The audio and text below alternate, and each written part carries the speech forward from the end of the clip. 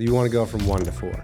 Okay. So how do you build that plan? I got hire fast. Who? Reps. Yes. Managers. What does it take to hire a salesperson? You're not going to get every hire right.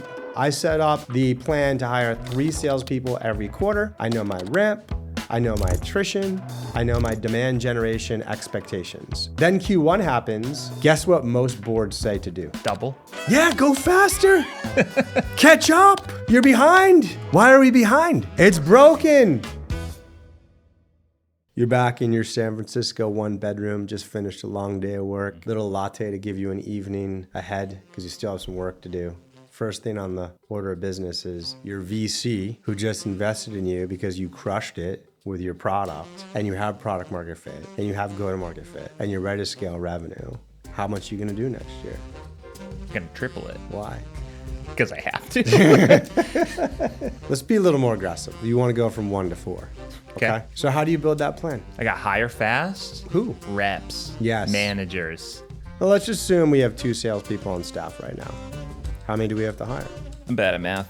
8. How'd you come up with that? I multiplied it by 4. We have 2 reps. I'm at 1 million. I need to make Okay. 4 million, There you so I go. just multiplied by 4. I'm Mark Roberge. I hope you appreciate this episode. It's December 16th. When do I hire them? Immediately? Okay, so how long does it take? Probably with ramp, a month per Okay. person. That's how 95% of the people set the plan up. And that rarely works. And you're like, 95% of people do it. I'm like, great. I'm just like, You are. I'm a sales leader then. Yeah, I mean, all these brilliant founders out of MIT and Stanford and Harvard, and that's how 95% of them do it. So where does it break down? Is it thinking that every single person you hire is going to be able to hit that 500? That's one of them. There's with 3 or 4 drivers here, and one of them is yeah, you're not going to get every hire right. Mm-hmm. What's the average turnover in sales per year? 30%? Yeah, 40%. And that's across insurance, sales, and all this stuff. So I would say if we're building this plan for a growth startup, let's build in somewhere between 10 or 20% attrition. Okay, so that means right there, I thought I have to end up with 6. Turns out we have to factor in attrition. So let's just say we have to end up with 8 and we're gonna lose 2. So I hire 6 in January, it's still broken. Why? Those people now, you have so many of them, they don't have any kind of manager. So you need to hire also someone to manage all of these reps. Yeah, which we may have to promote someone, right? So now we have to hire 9 if I promote one, or I can hire from the outside, either way. But that's part of our planning process. What else? I think you need to know if the TAM or the growth potential with your ICP, if there's enough of an audience for that. That's a great much. one. Do we have enough addressable market for these sellers to sell? And I might even evolve that a little bit to a general demand generation evaluation. Is have we proven that if I add 7 new salespeople in January, that there's going to be enough meetings for them to be able to hit their quota, whether they're generating the meetings themselves or whether marketing is or SDRs, etc. So we have to keep that in sync. Okay. There's one more big one. Whether it's Q4 or it's the summertime and you just raised a round, you have to come up with what you're going to do for revenue in the next year. It is a major pothole for so many founders and early sales leaders. Well, go into the description and click on a link to our GPT where you can input the dynamics of your business model and calculate what you're going to do in the next year. Let's get back to the episode. In January is, I don't know what the last Okay, would be. so the last one is it's almost like an A and a B. First off, how long is it going to take me to hire a salesperson? month and a half. Yeah, maybe month and a half to 2. Because remember, you have to look at a bunch of candidates.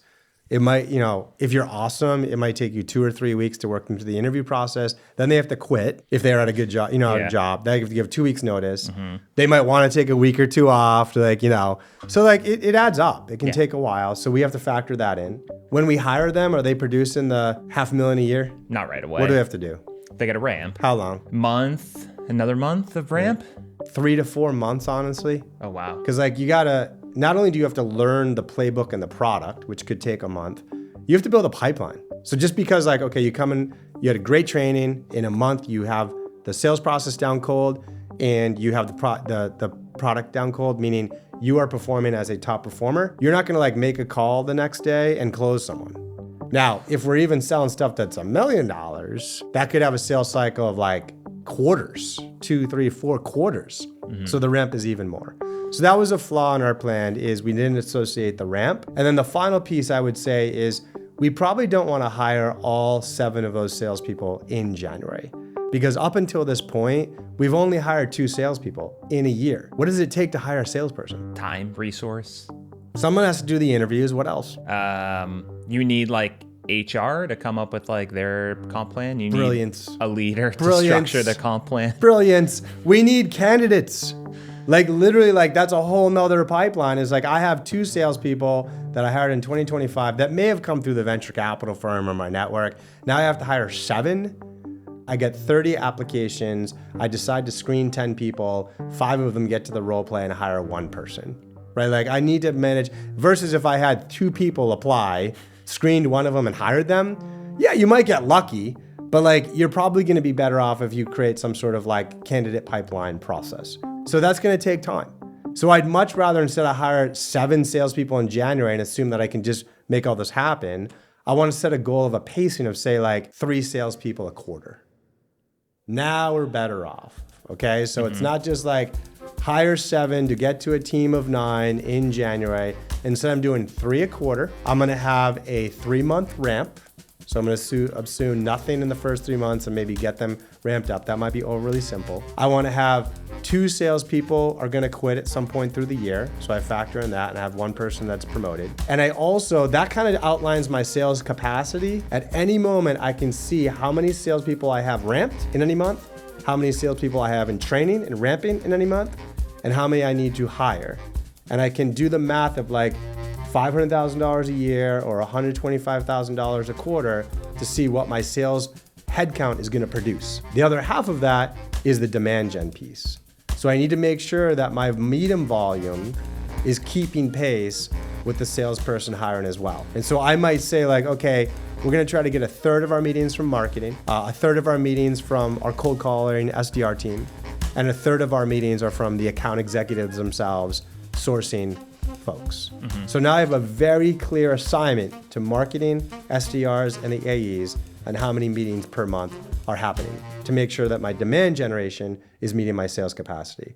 And guess what? Now we have an opportunity to create a stay, slow, go model, which means that like, okay, cool. I set up the plan to hire 3 salespeople every quarter. I know my ramp, I know my attrition, I know my demand generation expectations. Then Q1 happens. It's like, let's assume that we miss by 25%. Guess what most boards say to do? Double. Yeah, go faster.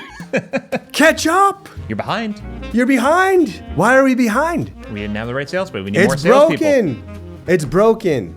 So let's triple down, let's double down on something that's broken, right? So like, if we miss by 20%, we have to diagnose the issue, fix it, and then get back on path. So if we miss by 20%, and it's either gonna become we didn't have the demand generation or we didn't make the right sales hires, okay?